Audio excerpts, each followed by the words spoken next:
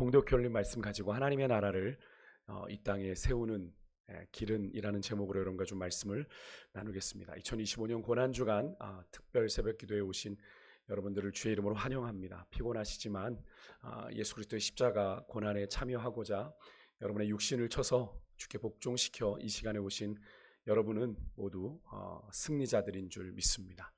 어제 주일 본문을 묵상하신 분들 계신지 모르겠습니다만 어제 저희가 예배 때 나누었던 것처럼 예수님께서는 제자들과 최후의 만찬을 통해 자신의 몸과 피를 다 내어주시는 희생과 섬김을 제자들에게 가르치셨습니다만 오늘 본문에 그렇게 했던 예수님의 그 시간들 바로 이어지는 24절에 어떤 일이 일어났습니까?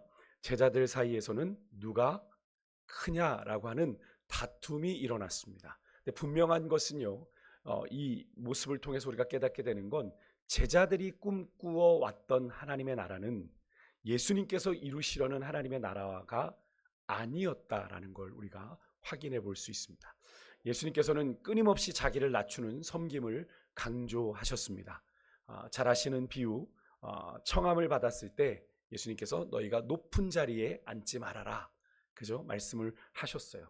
누가복음 14장에서 하신 말씀인데 거기 11장에 보면 이런 말씀을 예수님이 하셨습니다. 무릇 자기를 낮추는 자는 높아지고 자기를 높이는 자는 낮아지고 자기를 낮추는 자는 높아지리라 말씀하신 것이 그 예의죠. 그런데도 제자들은요, 예수님의 십자가 사건이 지금 목전에 이른 시점이지 않습니까? 곧 있으면 예수님께서 십자가의 길로 나아갈 바로 직전의 장면인데 여전히 예수님의 제자들의 관심은 어디 있어요? 누가 더 높은 위치에서 섬김을 받게 되는지를 다투고 있다는 이 사실이 참으로 안타깝기도 합니다. 이런 장면이요, 제가 여러분들에게 참 많이 언급을 드렸던 것 같아요. 예수님과 같은 길을 걸어갔습니다. 그죠? 아까 예수님께서도 말씀하시지 않았습니까? 28절에 너희는 나의 모든 시험 중에 항상 나와 함께한 자들이었다. 예수님과 함께 했다는 말씀이죠. 그렇게 예수님과 같은 길을 동행하면서도 얼마든지 이렇게 제자들처럼 다른 생각, 다른 기대를 품을 수 있었다라는 거죠.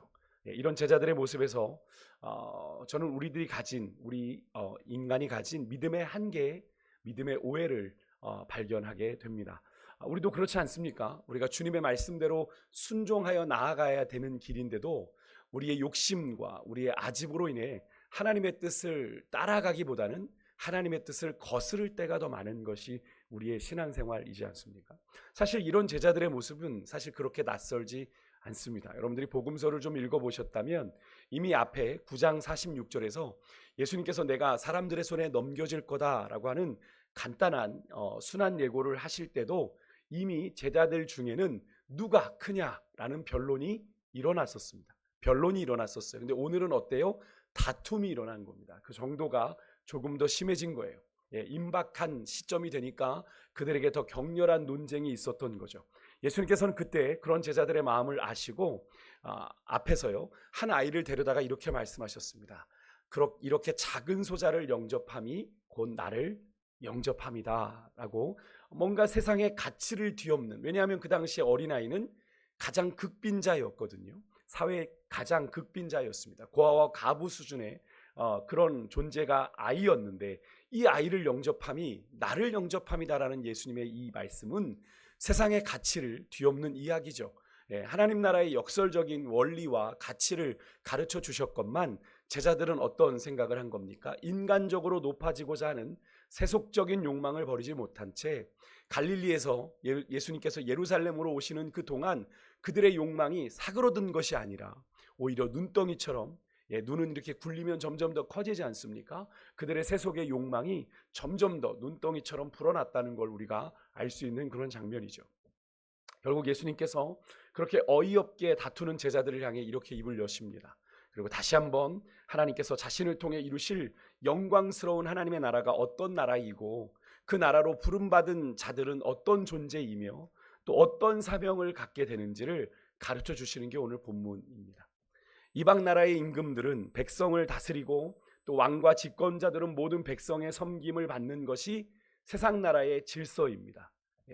당시의 로마 황제는 이 모든 길은 로마로 통한다라고 할 정도로 로마가 전 세계를 다스리고 있을 때 이 로마 황제는 이 피지배국들에게 평화의 왕으로 칭송받는 것을 넘어 그들에게 생명을 주고 풍요를 주는 신적인 존재로 섬길 것을 강요했죠. 그래서 각 지역마다 황제를 섬기는 뭐가 있었습니까? 신전이 있었습니다. 그렇게 세상은 높아지려고 안달합니다. 높아지는 걸 성공이라고 여기고 그렇게 다스리고 누군가 위에 군림하는 삶을 꿈꾸는 것이 세상이죠.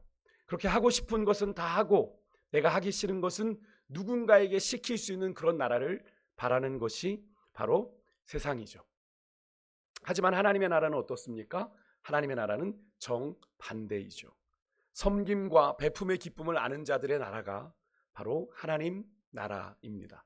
높아지는 것이 아니라 낮아지는 것, 또 겸손하게 누구든 인정하는 것, 그것이 진정한 복임을 아는 자들의 나라가 하나님 나라다라는 걸 예수님께서는 계속 이야기해 주셨죠. 이런 삶을 몸소 보여주신 분이 바로 예수님이시지 않습니까? 그래서 오늘 본문 27절에 예수님께서 이렇게 말씀하셨습니다. 나는 섬기는 자로 너희 중에 있다라고 말씀하셨어요. 제자들이 상당히 선뜻 이 말씀을 이해하기가 어려웠을 겁니다. 선생 되신 예수님이 우리 가운데 섬기는 자로 계시다? 무슨 말씀이지? 라는 생각을 아마 했을 겁니다. 여러분, 예수님께서는 이 땅에 하나님의 나라를 가져오셨을 뿐 아니라 그 나라를 3년간의 공생애를 통해 몸소 친히 살아내셨던 분이 바로 예수님이시죠. 그래서 예수님께서는 마태복음 20장 28절에서 이런 말씀을 하셨습니다.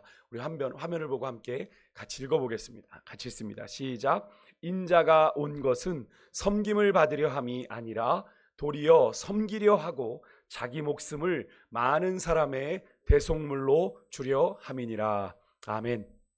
여러분, 하나님의 본체이자 이 땅의 평화의 왕으로 오신 예수님은 당연히 왕이시니까 섬김을 받아야 하는 그런 존재이나 스스로 섬기는 자가 되었다라고 말씀을 하십니다. 자기 목숨을 많은 사람의 대속물로, 다른 사람의 목숨을 대신하는 그런 대속물로 주기까지, 자신을 내어주시기까지 섬김의 본을 보이셨던 분이 바로 예수님이라는 거죠. 이 사실을 요한 사도는 이렇게 표현했습니다. 요한복음 12장 24절, 우리 같이 한번 화면을 보고 읽겠습니다. 시작. 내가 진실로 진실로 너희에게 이르노니 한 알의 밀알이 땅에 떨어져 죽지 아니하면 한 알 그대로 있고 죽으면 많은 열매를 맺느니라. 아멘. 예수님께서는 스스로 한 알에 썩어지는 죽는 밀알이 되셨고, 그 예수님의 죽음으로 말미암아 많은 구원의 열매가 나타나게 된 것이죠. 여러분, 하나님의 나라는 섬김에서 시작된 나라이고 섬김으로 이루어지는 나라다라는 사실을 우리가 잊어서는 안 됩니다. 그러니까 교회 공동체라고 하더라도 군림하는 자들이 넘쳐나면 거기는 이미 하나님의 나라가 아닌 거예요. 그렇다면 여러분, 우리가 꿈꾸고 우리가 기대하고 우리가 누리고자 하는 그 하나님의 나라는 어떤 나라입니까? 여러분의 인생 가운데 누리고 싶은 나라는 어떤 나라세요? 혹시 과거 2000여 년 전 오늘 예수님과 같은 길을 걸어갔던 제자들이 꿈꾸던 그 동상이몽의 하나님 나라는 아닐런지요? 제자들이 예수님과 3년간 동고동락했듯 우리 또한 적잖은 시간을 말씀이신 주님과 동행하며 신앙생활 해왔는데, 여러분, 우리의 신앙은 하나님의 뜻에 가깝습니까? 아니면 여전히 나의 만족과 유익에 더 가깝습니까? 오늘 이 아침 우리가 그리스도의 제자로 부르심받아 오늘 이 시대를 사는 여러분과 저의 신앙을 주님의 그 십자가 앞에서 정직하게 돌아보는 그런 은혜가 있기를 간절히 소망합니다. 근데 이런 제자들의 현실을 보고 있노라면 그런 생각이 듭니다. 그리스도를 따르는 이 제자의 길이 결코 녹록지가 않구나. 예수님과 3년간 동고동락했음에도 제자들의 모습이 저러하다면, 예수님의 마음을 헤아리지 못하고 하나님의 뜻을 제대로 깨닫지 못하고 저러고 있다면 과연 우리는 예수님을 따라가는 이 제자의 길을 완주할 수 있을까? 또 그렇게 우리에게 위임된 이 하나님의 나라를 이 땅에서 이루어갈 수 있을까 하는 근심과 걱정이 앞서는 것이 사실이죠. 나는 이 모양인데 과연 예수님의 그 삶의 현장을, 예수님이 시험 받으시는 현장을, 예수님의 사역의 현장을, 기사와 이적을 친히 목도했던 제자들도 이러할진데 우리는 그것을 말씀으로 접한 우리는 어떠할까라는 생각이 여러분 들지 않으세요? 과연 내가 예수님의 제자로서의 삶을 과연 잘 살아낼 수 있을까? 하루에도 수십 번씩 되뇌이게 되는 것이 우리의 영적인 현실이죠. 나는 왜 이럴까? 나는 주님 뜻대로 살고 싶은데, 그러지 않으십니까?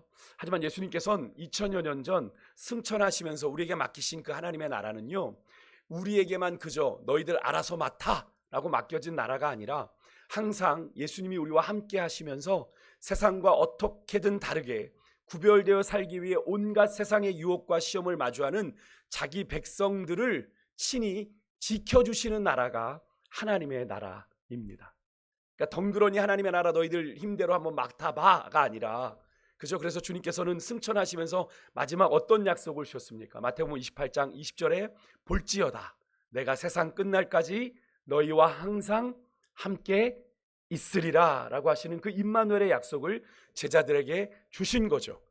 왜요? 제자들의 힘만으로는 그 하나님의 나라를 이루어갈 수가 없으니까 주님께서 친히 그들과 함께 하시겠다는 약속을 주신 거죠. 그래서 여러분, 이 하나님의 나라는 예수님이 혼자 통치하고 다스리는 나라가 아니라 예수님께 속한 자 된 하나님의 백성 된 자들에게 예수님께서 친히 통치권을 위임해 주셨어요. 내가 하늘과 땅의 모든 권세를 내게 주셨는데 내가 너희에게 그 권세를 위임하여 주시면서 너희는 가서 모든 족속으로 제자를 삼아 아버지와 아들과 성령의 이름으로 세례를 주고 내가 너희에게 분부한 모든 것 가르쳐 지키게 하라 라는 이 말씀을 통해 예수님께서 권위를 위임해 주셨고 그 흩어진 제자들을 통해 다스리는 나라가 하나님의 나라인 건데요. 여러분, 그래서 구원받아 그렇게 하나님의 백성된 자들, 우리의 인생 또한 마찬가지입니다.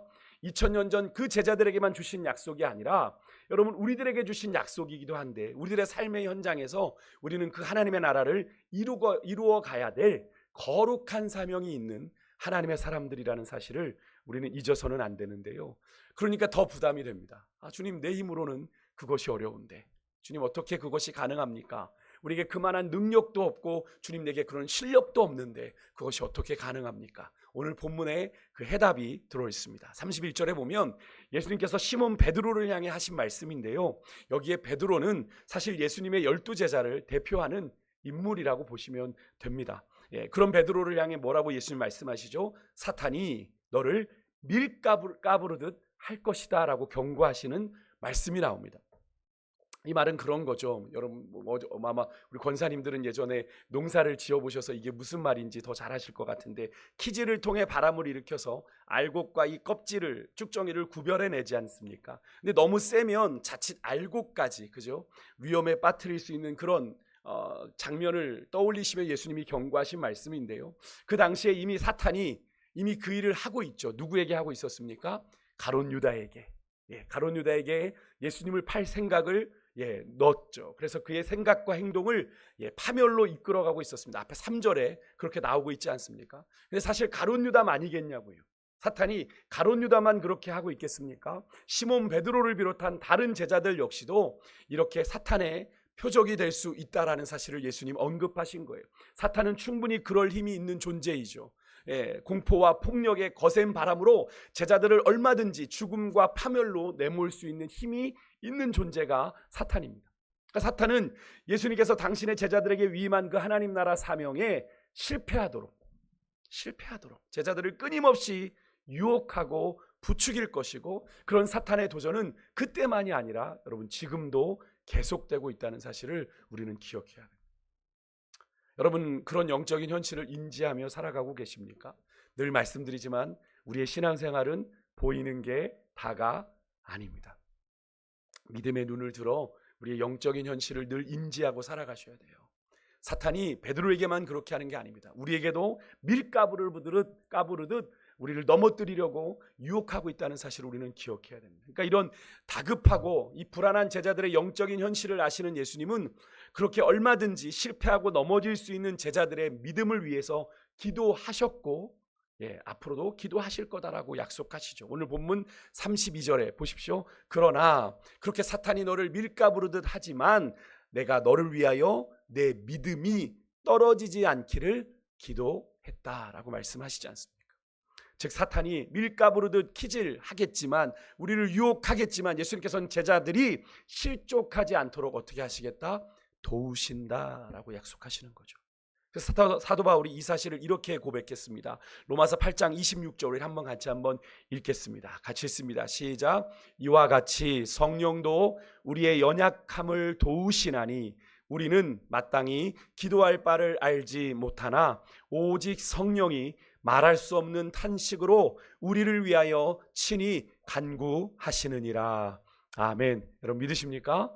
우리 주님이 친히 우리의 연약함을 도우시고자 친히 간구하고 계심을 믿으시길 바랍니다. 여러분 이 약속의 말씀에는 전제가 있어요. 주님이 우리의 연약함을 아신다라는 거예요.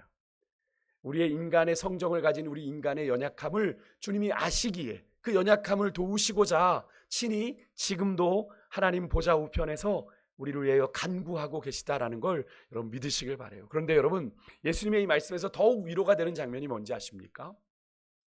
예수님께서 시몬 베드로의 실패를 알고 계셨다라는 사실입니다. 실패를요. 그 실패 이후까지도 예수님께서는 이미 아시고 그런 실패한 베드로에게 믿음의 당부와 사명을 맡기고 계시다는 사실인데요. 32절 후반부에 보면 이런 말씀이 나옵니다. 사단이 너를 밀가부르듯 할 건데 너는 돌이킨다는 건 회개한 후에 내 형제들을 굳게 해라 라는 말씀이 나옵니다. 누가복음에 이어지는 것이 사도행전이죠. 누가가 기록한, 그래서 누가복음 2라고 얘기도 하는데 사도행전 초반부가 한 10장까지의 내용이 바로 베드로가, 성령 받은 베드로가 형제들을 굳게 세워가는 장면이 거기에 나오지 않습니까? 여러분 그런데 베드로는 그런 예수님의 당부가 가당치도 않다는 듯 아주 간헐찬 목소리로 예수님께 충성 맹세를 합니다. 33절이죠. 주여 내가 주와 함께 오게도 죽는 데에도 가기를 각오하였나이다. 여러분 말로는 뭘 못합니까? 말로는 뭘 못해요. 그죠? 하지만 베드로는 이런 그의 호언장담이 그리 오래지 않아 지켜내지 못할 거다라는 사실을 잘 몰랐던 것 같습니다. 그래서 34절에 예수님께서 베드로를 향해 이렇게 말씀하시죠.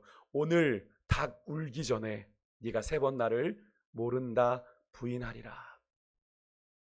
여러분 베드로의 그런 호언장담과는 다르게 그의 단호한 듯 보이는 각오와 의지가 사탄의 그 바람에 쉽게 꺾이게 될 거다라는 말씀을 예수님이 하시는 거예요. 예수님은 베드로의 실패를 알고 계셨습니다. 그렇다고 예수님은 베드로를 향한 기대마저 내려놓으셨습니까? 넌 안 돼. 넌 그렇게 실패하니까 넌 안 돼. 너는 이미 내가 제껴놨어. 아마 그랬다면 오늘 이 자리에 앉아 계실 분 아무도 없을 거예요. 저는 이 말씀이 얼마나 위로가 되든지 수없이 실패하고 우리는 좌절하고 넘어지지만 하루에도 주님은 우리를 향한 기대를 포기하지 않고 계신 줄 믿습니다. 그래서 오늘 우리가 이 자리에 있는 거예요. 예수님은 그런 베드로를 향한 기대 포기하지 않으셨고 요한복음 13장 1절의 말씀처럼 세상에 있는 자기 사람들을 사랑하시되 어떻게 사랑하셨어요? 주님께서 끝까지 사랑하셨다는 말씀처럼 너무나도 확실한 실패를 하게 될 이 베드로를 향한 실망이 아니라 사랑과 기대로 그에게 실패 이후에 사명까지도 당부하고 계시는 걸 우리가 오늘 마주하고 있는 거죠. 너는 돌이킨 후에 내 형제들을 굳게 해라. 여러분 우리 주님은요 베드로 못지않게 우리 인생 가운데 주님을 따라가는 길에 실패와 좌절을 반복한 일상을 살아가는 여러분과 저를 향한 기대를 포기하지 않으시고 우리에게 그 실패와 좌절 이후에 돌이켜 감당할 사명을 주시고자 여러분 우리의 인생 가운데 오늘 이 하루를 허락해 주셨습니다.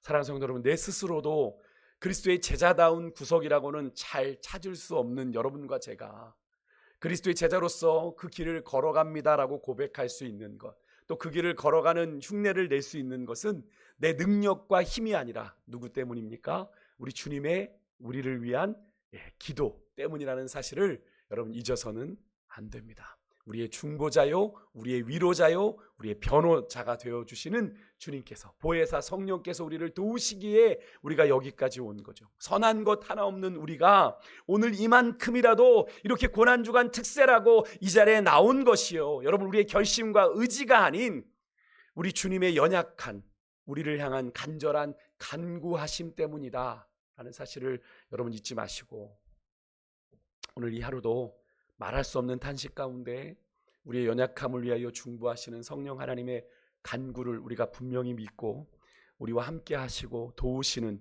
주님으로 말미암아 오늘 제자의 길을 한 걸음이라도 주님을 향해 제대로 내디딜 수 있는 그런 하루가 되실 수 있기를 주의 이름으로 축복합니다.